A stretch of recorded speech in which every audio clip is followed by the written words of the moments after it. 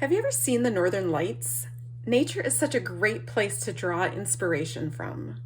Hi, I'm Jessica Taylor from Ink It Up with Jessica, and in this video I'm going to show you how to do the Northern Lights technique to make beautiful backgrounds for your cards.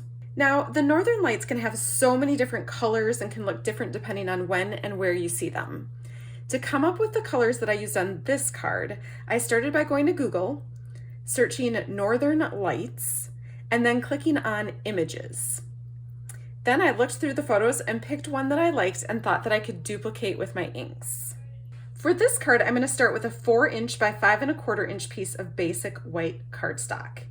To add my colors, I'm going to use sponge daubers. I love these because they just slip right on the end of your finger. You can also use blending brushes or sponges or any kind of thing like that that you have. I'm going to start with my lightest color, which is pale papaya, and you can see here I started with that right in the middle. So I'm just going to dab my sponge dauber on my ink pad, and there are a number of ways that you can add your ink. I like to go in circles. It kind of rubs out any obvious lines. And so that's what I'm going to do for just this kind of centerpiece and to lay the base of my lightest color. Now, you can always come back and add more color later, so don't overthink this. Next, I'm going to add this bright pink by using polished pink ink. And this time I'm going to more rub my dauber in a line. So you can see when you push your dauber straight down, you're going to get a dot. If you don't want a dot, then you want to make sure that you're moving your dauber as you put the ink down. So that's kind of a line. I kind of want to make it bigger than that. So I'll spread that pink ink out just a little bit. Next, I'm going to use some fresh Freesia. And if your fingers aren't covered in ink at the end of this, then you are not having enough fun. My fingers are already nice and inky. So I'm just going to add some fresh Freesia kind of around the pink and around the edges. The more you add ink to your dauber, the darker it's going to be. So if you want it lighter, then just do a little more sponging without re-inking it. I kind of want to blend those together a little bit. Next, I'm going to use Highland Heather, which is just a little bit darker purple. And I could use the same sponge dauber for both the Freesia and the Highland Heather because they're both shades of purple. I just have two different daubers for them to make it easier for me right now.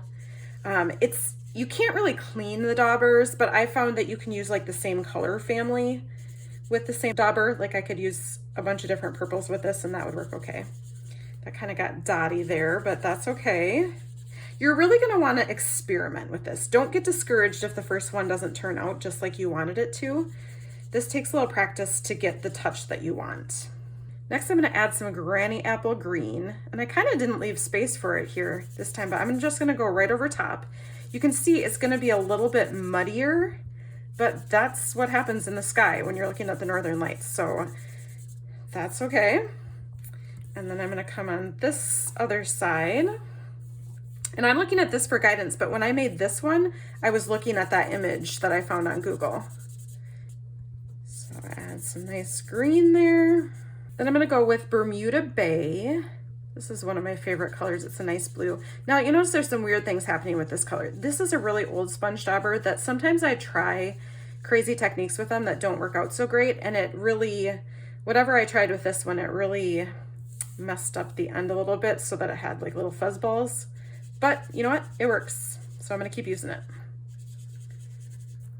You'll notice too that as you let this piece kind of sit, more of the ink is going to soak in and it'll lighten it up a little bit. All right, that looks pretty good. The final color that I'm going to use is Night of Navy. And you'll notice that I kind of use it around the edges and I come down in between the colors. That's what the picture that I looked at really looked like. So I'm just gonna lightly come, I'm not even pressing down real hard with this color because I want it to be lighter. So I'm just kind of rubbing it, using the circular motion again off the edges. And then see how it's darker in the corner. Some places I'm gonna want it to be darker and then I want it to get lighter. Again, coming down in between those colors a little bit. Play around with this. You know, if you don't like your first try, don't let that keep you from trying again. People often ask me how they can make better cards, and it's really just the more cards you make, the better you'll get, just like anything. All right, so then I'm just gonna come down between these colors. I kind of added a little bit too much there. That was maybe more than I wanted, but I'm gonna lightly blend it in. And sometimes you should stop before you think you should. Sometimes I keep going and I'm like, ooh, I should have stopped a few dabs ago. But I'm gonna stick with that there. Next, I'm gonna stamp the tree images with my jet black StazOn. And the tree stamp that I'm gonna use is from the Evergreen Elegant stamp set. This is actually a Christmassy stamp set, but the trees can be used for any occasion. So I'm gonna ink up my tree. And then the first one, this is kind of like a silhouette. So any stamp you have that will look good in silhouette, any kind of like tree or even an animal. I can see a moose would look really cute on one of these cards. And then I just kind of go up and down so that it's like a forest of trees and some are further in the background. You might find when you're stamping your trees, if your stamp is not real solid, you're gonna have some white space down here. I am gonna go over that with some more ink and a sponge dauber. All right, just one more. Okay, I'm gonna come back to my pale papaya and just add a little bit of that down in here. And maybe even try to go over, I don't wanna get Night of Navy ink in my pale papaya ink pad, but if I go like that, then I can maybe make that look a little better. So you can see every time you do this, it's gonna look a little bit different, and that is the fun of it. The final piece for the Northern Lights look is Wink of Stella. So it's really hard to see on the video, I know, but when you look at the pictures for the Northern Lights, they have like little sparkles of stars in them. And I really wanted to add those to my card as well. So I am using the Wink of Stella pen, and I just kind of dab it on like this.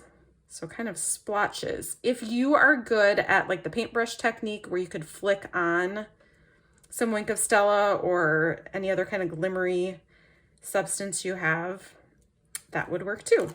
But that just gives it a little extra shimmer. At this point, if you're looking at your card and you're like, I don't know if I like this, walk away for a little bit.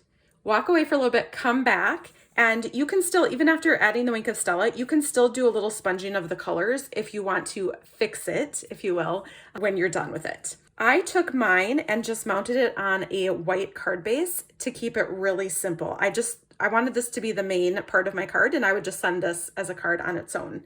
But you could also add like a happy birthday greeting, you know, some kind of greeting down at the bottom, up here, wherever you wanted. You could add other embellishments, whatever you like to do.